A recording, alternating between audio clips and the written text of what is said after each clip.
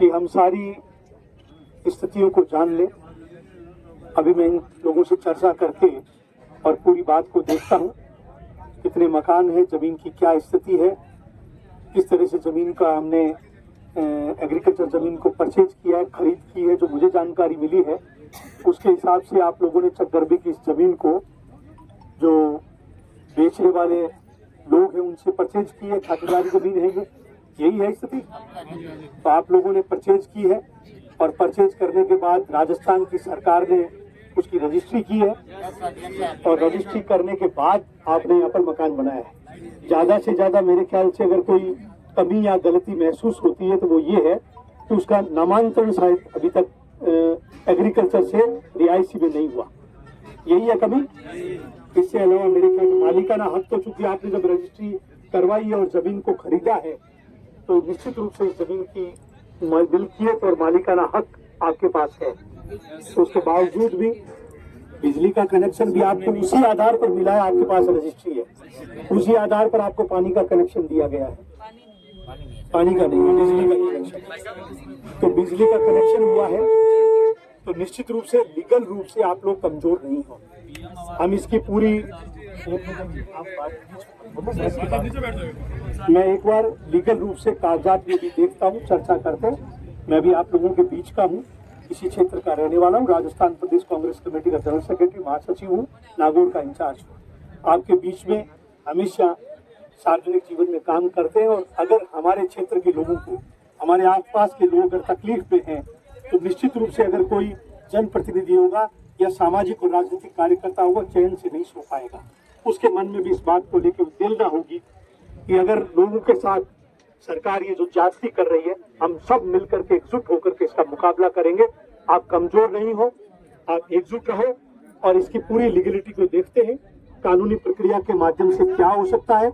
हम चाहेंगे एक बार जल्दी से जल्दी हम न्यायालय की शरण में जाकर के भी इसके ऊपर हाई कोर्ट से चाहे सेशन कोर्ट से जल्दी स्टे लेंगे। पहला काम हम ये करेंगे और उसके बाद इसकी लीगलिटी पर भी जाएंगे और सरकार को पहले ये कहेंगे अगर आपको ये लगता है, उनको ये लगता है, जो मैंने यूआईटी के अधिकारियों से भी आज सुबह बात की तो उनका कहना ये है कि जिन लोगों ने प्लॉट यहाँ बेचे हैं वो खसरा कहीं और था और इस खसरे पर इन्होंने ये बेच दी, या खसरा किसी के पास मान लो 5 बीघे का था, 7 बीघे का था, उन्होंने जमीन को 10 बीघे बेच दी। ये कमियां हैं। अगर ये कमी है तो जिसने गलती की है, जो गुनहगार है, उसको सजा मिलनी चाहिए। जिसने रजिस्ट्री की है उसको सजा मिलनी चाहिए और सजा उन अधिकारियों को मिलनी चाहिए, उन कर्मचारियों को भी मिलनी चाहिए जिन्होंने इस रजिस्ट्री के अंदर अपनी भागीदारी निभाई है। क्यों किया आपने रजिस्ट्री? आपने खसरा चेक क्यों नहीं किया? एक कमजोर आदमी, गरीब आदमी, मेहनत का आदमी, जिसने मेहनत करके सुबह से शाम पहले पेट की व्यवस्था करता है, बच्चों की व्यवस्था करता है और किसी तरीके से मेहनत करके उसने एक छोटा सा आशियाना बनाया है। उसके पास ना तो इतनी स्किल है कि वो कागजों को चेक कर सके, देख सके। जब राज्य सरकार के द्वारा उसकी रजिस्ट्री की गई तो अधिकारियों ने आंख मूंद करके कैसे रजिस्ट्री की? उसका खसरा तरमीम पहले क्यों नहीं किया? क्यों उन्होंने जानकारी नहीं ली? और जिन लोगों ने, जो भूमाफिया है, जिन्होंने गलत तरीके से जमीन को बेचा है, उनके खिलाफ कार्रवाई की जाए, न कि मेहनत के खिलाफ कार्रवाई की जाए। हम चाहेंगे मिलकर के इस संघर्ष को लड़ेंगे, एकजुट रहिए, अपना काम भी कीजिए, लेकिन उसके साथ साथ जब भी एक समिति बना देंगे 5-10 लोगों की, वो जब भी आह्वान करें, आपको सूचना करें, आप सब काम छोड़ करके इस आंदोलन के अंदर भागीदार बनिए। देखिए, आंदोलन वही सक्सेस होता है जिसके अंदर सर गिनाए जाते हैं, भीड़ होती है, मजबूती से लोग खड़े होते हैं, अपनी बात कहते हैं। हम अपनी अगर बात कहेंगे तो हमारे पीछे आवाज देने वाले लोगों की संख्या होनी चाहिए। जो लोग इससे अफेक्टेड हैं, सबके काम है। मैं मानता हूँ सब मेहनत करने वाले लोग हैं, अगर मजदूरी नहीं करेंगे तो पेट कैसे भरेगा? लेकिन घर में जो भी एक व्यक्ति है, काम करने वाला एक व्यक्ति है, घर में दूसरे लोग हैं, उनको कहे, बच्चों को कहे कि वो इस आंदोलन के अंदर भागीदारी निभाए। उसकी लीगलिटी को पहले देखते हैं, न्यायिक प्रक्रिया में हम क्या लाभ ले सकते हैं उस पर देखते हैं। बहुत लंबी चौड़ी बात करने का भी समय नहीं है, आप चिंता मत कीजिए, सोचने की आवश्यकता नहीं। हम पूरी कोशिश करेंगे, पूरी सरकार को इस बात के लिए मजबूर करेंगे कि वो जरूरतमंद मेहनतकश लोगों के आशियानों को जल्दी से उजाड़ने नहीं देंगे। हम उनका हक दिला के रहेंगे, मजबूती से कोशिश करेंगे और अगर हम कोशिश करेंगे, सोहन लाल द्विवेदी ने कहा है कि लहरों से डरकर नौका पार नहीं होती, कोशिश करने वालों की कभी हार नहीं होती। लंबी सीटी जब दाना लेकर चलती है, चढ़ती दीवारों पर 100 बार फिसलती है। मन का विश्वास, रगों में साहस बढ़ता है। चढ़कर गिरना, गिरकर चढ़ना ना करता है। आखिर उसकी मेहनत बेकार नहीं होती, कोशिश करने वालों की कभी हार नहीं होती। आप मजबूती रखिए, मेहनत कीजिए, विश्वास रखिए, एकजुट रहिए, पूरी मदद करेंगे।